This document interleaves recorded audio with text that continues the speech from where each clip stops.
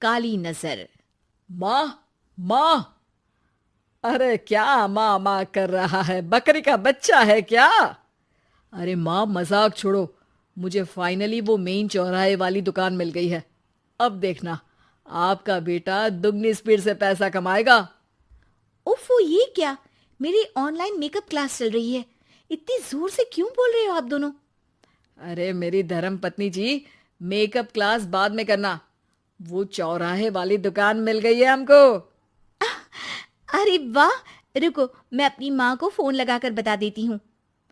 अरे मैं भी अपने रिश्तेदारों को बता देती हूँ। कितनी खुशी की बात है। हाँ हाँ, मैं भी अपने दोस्तों को बता देता हूँ। 1 हफ्ते बाद रजिस्ट्री है। बस, घर में खुशी का मौका था। उन तीनों ने अपने अपने फोन उठाए और लोगों में बात फैलाना शुरू कर दिया। और रही सही कसर, श्वेता बहू ने अपने पड़ोस में सबको बताकर कर दी। अरे वर्मा आंटी, अब हम भी जल्दी कार ले लेंगे। घर का रेनोवेशन होगा और ठाट से रहेंगे हम भी। अरे, ऐसा क्या हुआ? लॉटरी बाटरी लग गई है क्या? अरे, इस बार चौराहे वाली मॉल में हमको भी दुकान मिल गई है। दुकान नंबर 21, जो एकदम चौराहे पर है। अब ग्राहक बढ़ेंगे तो आमदनी भी बढ़ेगी ही ना। अरे वाह, कितनी खुशी की बात है। सबको मत बताते फिरना। किसी की नजर लग जाएगी तो खुशी की खबर वापस लौट जाएगी। हैं? ऐसे थोड़ी ना होता है। अब डरा रही हो। अरे सही कह रही हूँ। काली नजर कहते हैं इस चीज को। जब आप किसी को कुछ बताओ और वो काम बिगड़ जाए। अरे लेकिन मैं तो। तुमने सबको बता दिया ना? हाँ, फोन लगा लगा के। अब बच के रहना। काली नजर बड़ी खतरनाक होती है। श्वेता इतनी खुश रहती है कि वो वर्मा आंटी की बात पर ध्यान ही नहीं देती, जबकि पड़ोस में और भी लोगों से खुशी की खबर शेयर करती रहती है। अगले दिन राजेश बहुत दुखी होकर घर आता है। अरे बेटा, क्या हुआ? मुंह क्यों सूजा हुआ है? मधुमक्खी ने काट लिया क्या? माँ, वो दुकान किसी और के पास चली गई। किसी ने ज्यादा भाव लगा दिया। अरे पर बात तो आपसे हुई थी ना उस दुकान वाले की। हाँ, आज मैं टोकन अमाउंट देने गया था, तब मुझे पता चला। कोई आकर सुबह मुझसे पहले ही ज्यादा अमाउंट दे गया। हम्म, काली नजर। क्या? क्या कहा? वर्मा आंटी ने समझाया था कि किसी को बताना मत, वरना काली नजर लग जाएगी। अच्छा, तुम्हें उनकी बात मान लेनी चाहिए थी। उनकी बात मान लेती, लेकिन उसके पहले ही सबको बता चुके थे ना हम तीनों। अरे अगली बार से ध्यान रखेंगे। कोई भी नई चीज होगी तो किसी को नहीं बताएंगे। तीनों कुछ दिन ऐसे ही रहते हैं, पर एक दिन श्वेता को एक मेल आता है। राजेश, मेरा ऑनलाइन मेकअप कोर्स कंप्लीट हो गया। अब मैं खुद का पार्लर खोल सकती हूँ। अरे वाह, अपने मोहल्ले में ही खोलते हैं। ये जो घर के सामने दुकान है ना, वहीं। हाँ, यहाँ सस्ती भी मिल जाएगी। अगले दिन श्वेता वर्मा आंटी के पास जाती है, मिठाई का डब्बा लेकर। अरे आओ आओ, कैसे आना हुआ? जोर से नहीं बोलूंगी। वो सामने वाली दुकान है ना, वहां मैं अपनी पार्लर की दुकान खोलने वाली हूँ। उसकी मिठाई है। अरे वाह, बहुत बधाई हो तुमको। हाँ, मैं कमाने लगूंगी तो राजेश पर ये तो है। पर ये बता कि तूने ये बात किसी और को तो नहीं बताई ना? अरे नहीं नहीं, पिछली बार गलती कर दी थी। काली नजर लगी किसी की और राजेश के हाथ से वो दुकान चली गई थी। सबको मत बताना। चलो मैं चलती हूँ, कल दुकान की बात करने भी तो जाना है। अगले दिन श्वेता दुकान के लिए मालिक से बात करने जाती है। अरे लेकिन दुकान तो हम कल रात को ही किसी को दे चुके हैं। कल ही? हाँ, कल ही। 2 दिन बाद कोई यहाँ पार्लर भी खोल लेगा। अब कहीं और दुकान देख लीजिए।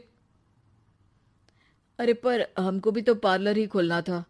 हाँ भाई, एक ही दुकान है। आधी आधी तो नहीं दे सकता ना मैं। राजेश और श्वेता घर पर हताश होकर आ जाते हैं। इस बार तो किसी को बताया भी नहीं था, अब किसकी काली नजर लग सकती है? सुनो, तुमने माँ को बताया था क्या? अरे कैसी बात कर रही हो? माँ की नजर थोड़ी ना लगेगी। पक्का तुमने किसी को नहीं बताया था ना? सिर्फ वर्मा आंटी को बताया था, उन्होंने ही मुझे किसी को नहीं बताने को कहा। अरे यार तुम भी सही हो, मेरी माँ को नहीं बताने को कह रही हो, पर वर्मा आंटी को बताना तुम्हें जरूरी लगा। अरे वर्मा आंटी ने ही तो काली नजर के बारे में बताया था ना, वो हमेशा हमारा भला ही तो चाहती है। मेरी माँ भी हमारा भला ही चाहती है। अरे पर चिल्ला क्यों रहे हो? बात नहीं कर सकते क्या आराम से? नहीं आता वो आराम से बात करना, और करना भी नहीं चाहता हूं मैं। दुकान जाने का दुख गुस्से में बदल गया था और राजेश और श्वेता में बात बंद हो गई थी। 2 दिन बाद मोहल्ले में पार्लर का इनॉग्रेशन हुआ, जिसमें मोहल्ले के सभी लोगों को बुलाया गया, पर श्वेता, राजेश और माँ नहीं जाते। माँ अंदर आ जाओ, क्या देख रही हो? अरे नया पार्लर देख रही हूं अपने आंगन से। देखो, माँ को दूसरे का सुख देखने में कितना मजा आ रहा है, मेरा दुख नहीं दिख रहा इन्हें। यह मेरा पार्लर भी तो हो सकता था। अरे चुप रहो यार, हर बात में लड़ाई क्यों ढूंढ रही हो? राजेश और श्वेता फिर बहस करने लगते थे। ओ, दुकान चलाने वाले का बोर्ड पर नाम क्या लिखा है? श्रुति वर्मा। गाड़ी निकाले बेटा, हमें कहीं जाना है। काली नजर का इलाज कराने? राजेश अपनी बाइक निकालता है। तीनों ट्रिपलिंग कर रहे हैं। माँ राजेश को उस मॉल वाली दुकान पर लेकर जाती है जहां राजेश अपनी दुकान खोलने वाला था। यही दुकान लेना चाहता था ना तू? हाँ, पर इनको भी दुखी करने लेकर आई हो क्या यहाँ पर दुकान दिखाकर? वहां काफी नहीं था? अरे श्वेता, थोड़ा सब्र रख, अभी पता चलेगा कि हम यहाँ क्यों आए हैं। बता, इस दुकान चलाने वाले का नाम क्या है? अनुपम वर्मा। कुछ समझ में आया? वो दुकान वाली श्रुति वर्मा, ये दुकान वाला अनुपम वर्मा, और हमारे पड़ोस में हमने उस दुकानों के बारे में बताया किसको था? अब वर्मा आंटी को। मतलब वर्मा आंटी ही हमारा काम बिगाड़ रही है? नहीं नहीं, ऐसा नहीं हो सकता, ये बस इत्तेफाक है। राजेश अपना फोन निकालता है और श्रुति वर्मा और अनुपम वर्मा के नाम फेसबुक पर सर्च करता है, जहां ये दोनों ही वर्मा आंटी के रिश्तेदार होते हैं। श्वेता को समझ में आ जाता है कि वर्मा आंटी की ही नजर काली नजर है। अब क्या करना है? कोई भी खुशी की खबर हो तो काली नजर से बचना है, यानी वर्मा आंटी से बचना है। अरे पर मुझे ये समझ में नहीं आया कि वो हमारे साथ ऐसा क्यों करेंगी। अरे बेटा, एक सीख है, दूर के आदमी को आपकी तरक्की से कम परेशानी होगी, पड़ोसी को ज्यादा। दोनों माँ की बात में हामी भरते हैं और अगला काम चुपचाप करने की कसम खाते हैं, ताकि आगे से वर्मा आंटी कोई काम ना बिगाड़ सके।